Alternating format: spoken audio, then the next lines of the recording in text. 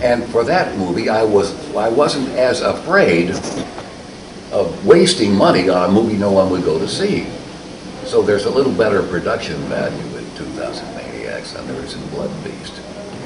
But I never did and never shall apologize for Blood Feast, other than wishing that perhaps had I known what the reaction would be, I might have made a slightly better picture with slightly better actors and slightly better effects. You see, there were no effects then. Today, you can go into a magic store and you can get an arm with hands like this and a leg that flops around. We had nothing. We had department store mannequins. So you chop an arm off a mannequin and it is stiff like this because there is nothing, there's no elbow in there. It's just a bunch of papier-mâché. So we would get one of these and stuff it with meat, and that was our effect in Blood Feast. With original meat and... Original meat. Okay. Not human meat. Okay. And with what have you taken for blood? Well, we compounded our own blood. So we went into this laboratory and we literally compounded our own blood. And the basis of it, aside from the coloring agent, which was easy, was kaopectate. Kaopectate is something you take for stomach trouble. Oh, okay. We didn't tell the actresses that. And the one thing I hadn't realized was that the color that we used did not wash out. Oh my God. And we found that out late. We never thought about that. And we would get this on these actors or actresses, and they'd be scrubbing with steel wool to get it off, and they hated us. We reached a point where we made that the last thing we shot on everybody, because we never reshot anything. 2 words you never heard on my set: take 2. So whatever it was, it was. But the stage blood did not wash out. And that became a curse later on, because there were occasions in which we did want to use that person. And I'm not going to be any more of your movies. I can't get the stuff off of me. Look what you did to my hair. Until I was shooting a movie called She-Devils on Wheels, about a female motorcycle gang. By that time, we were well enough established in the business that people knew who we were. Theater owners knew if they got one of my movies, they were going to make money on it. Okay. And that's all anybody cared about. When's your next one coming out? Okay. So here is She-Devils on Wheels. And one reason I made She-Devils on Wheels was that people kept saying, you're just chopping up girls. You see, at the time, the audience was male. It was men who went to see this. They might drag a girlfriend with them, but the girl was not happy being there. But as this industry evolved, that changes too. And today we can cut up almost anybody. Well, She-Devils on Wheels is about a female motorcycle gang that really sticks it to the men. She-Devils on Wheels. Meet Queen. Gorgeous, desirable, and unobtainable to any man. Meet Whitey, with the strength of a bull and a voice to match. Oh, don't fumigate yourself, craphead.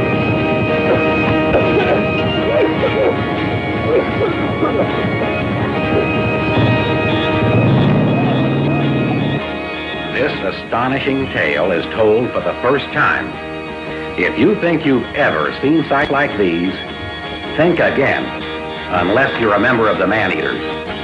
We guarantee that this motion picture will be an astonishing experience that you will remember for the rest of your life.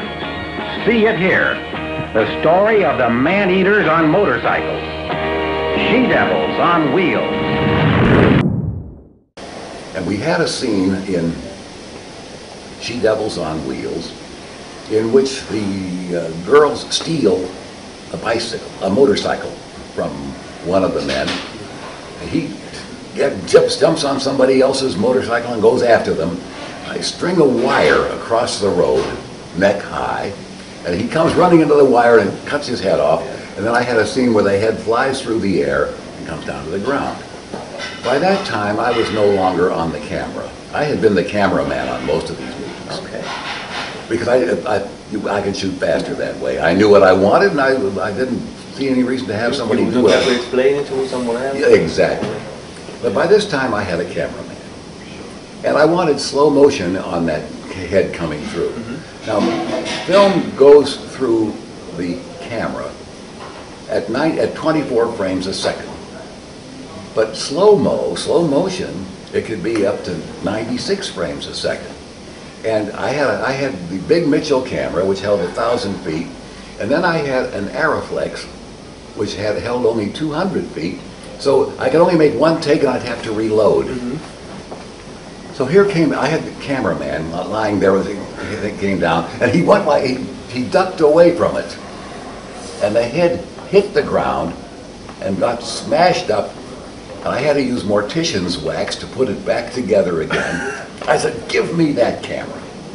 And then you have done it by yourself. So I was lying on my back, and the head came down, and it hit me right here.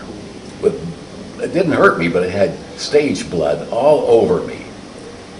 And I said, if I go back to the hotel this way, they will arrest me just looking at me. Looking at it.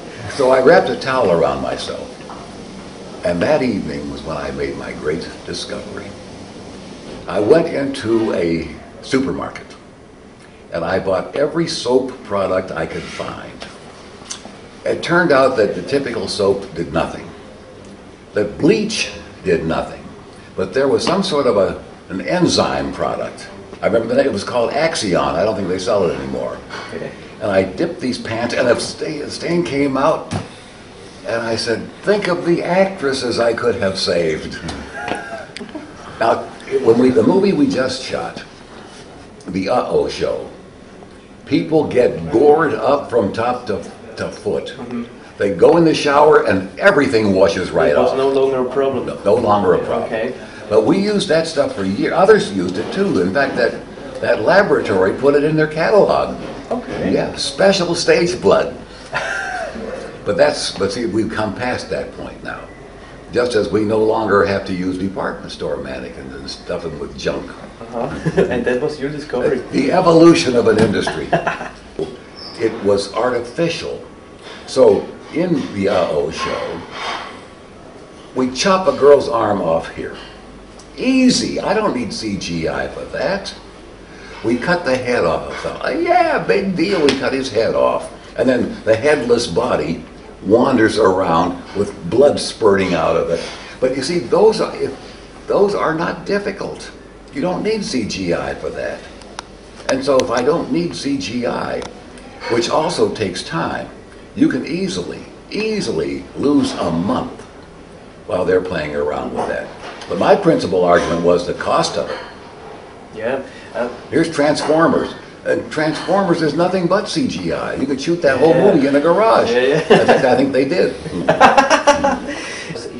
When I have started to look films, especially your films also, when I was younger, maybe 15, 16 years old, it was a new world for me, you know. I was looking at this movie, and I was like this. And if I look today, the films, the new films, I don't have the same feeling. I'm sitting there, I'm watching the film, and after I said, I've already seen this in another movie. You know? You speak for us all. You sure do. Well, I thank you for this interview. This is stimulating. I had a good time. Yeah, me too. Thank you very much. Thank you. Okay. Yeah. Just another question. Oh, sure. Do you have time? Yes. Okay. I just want to know, what do you do if you don't make films? I'm glad you asked that question. I have another world in which I live, and that is the world of marketing. Okay. And in the world of direct marketing, that is selling by mail, selling by email, selling by anything online, and today it includes YouTube and Twitter and Facebook, just selling at a distance. I have written 32 books on this subject. 32 books? Yes, I am called on to speak all over the world, and until the web exposed me, these two worlds did not collide. I recall once I was speaking about marketing, and a fellow came up to me and said, do you know there's this guy who used to make these goofy movies who has the same name you do? Oh, can't be.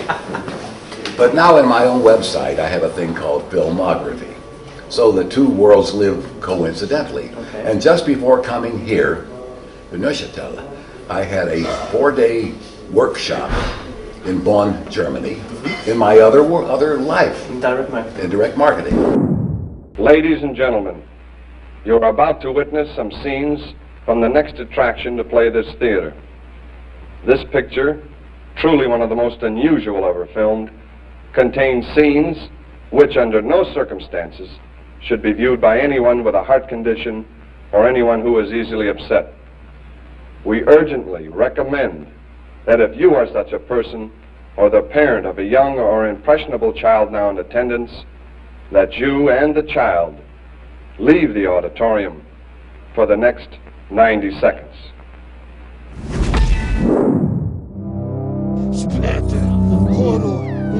Das war also wieder deine Psycho-Heiko-Horror-Show.